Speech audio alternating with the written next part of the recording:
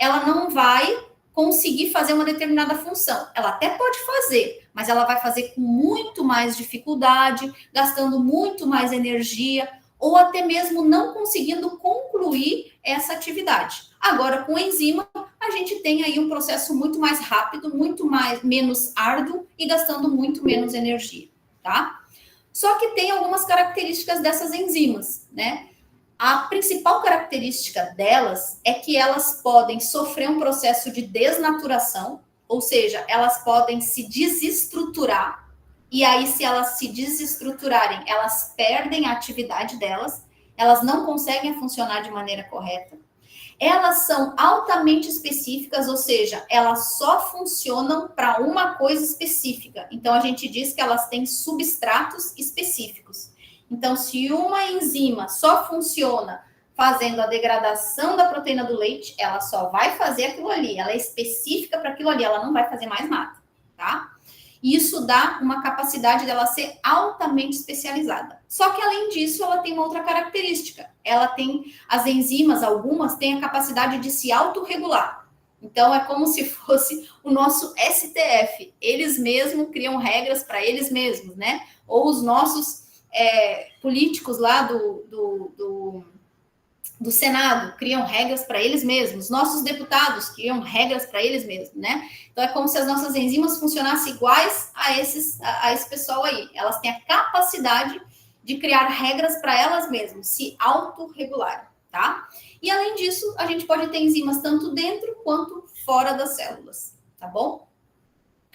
E aí, essa autoespecificidade das nossas enzimas, a gente diz que funciona como um sistema de chave e fechadura. Ou seja, a gente tem a chave, que é a nossa enzima, e a fechadura, que é o nosso substrato. Se a gente colocar uma chave errada numa fechadura, ela vai abrir? Não, ela não vai abrir. Cada fechadura tem o seu segredo. Cada fechadura tem a sua chave correta. E é assim que funcionam as enzimas. A gente tem a nossa enzima, a enzima vai ter o seu sítio ativo, que é uma determinada região, e vai ter um substrato que vai se ligar a esse sítio ativo, vai ocorrer a reação e depois a gente vai ter o desligamento dessa enzima e desse substrato depois que essa reação acontecer, tá? Então, a gente diz que essas enzimas, elas são muito especializadas e muito específicas, né? Mas, conforme eu falei para vocês, elas podem sofrer o processo de desnaturação, ou seja, existem fatores que fazem com que essa enzima se desestruture ou que diminua a sua atividade enzimática, né? Um desses fatores é a temperatura.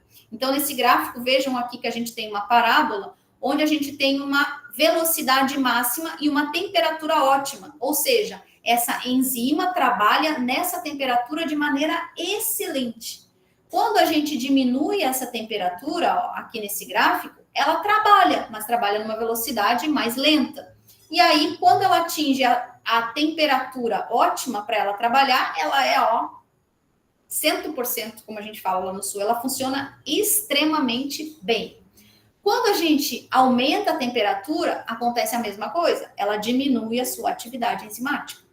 Então, um dos fatores que interfere na reação enzimática é a temperatura. Então, cada enzima tem a sua temperatura ideal para funcionamento, tá? E aí, gente, esse é um dos motivos que, por exemplo, nós, seres humanos, temos uma temperatura normal de 37 graus. Se a gente tiver um febrão, aí, quando a gente tem, por exemplo, a entrada de um patógeno, uma doença que aumenta a nossa temperatura corporal com o objetivo de combater esse patógeno, a gente tem que ter muito cuidado. Por quê? Porque se a gente elevar demais a temperatura do nosso corpo, a gente pode ter uma degradação enzimática, a gente pode ter uma desnaturação das nossas enzimas. E dependendo de onde que essa enzima está trabalhando, a gente pode ter vários tipos de problemas, né? Inclusive problemas relacionados à nossa cognição. A gente pode ter várias questões relacionadas ao nosso metabolismo sendo modificadas por essa alta temperatura que é a febre. E aí, por isso que a gente não pode ter febre alta por muito tempo, porque a gente pode sofrer a desnaturação de algumas enzimas que são importantes para a manutenção da vida da célula.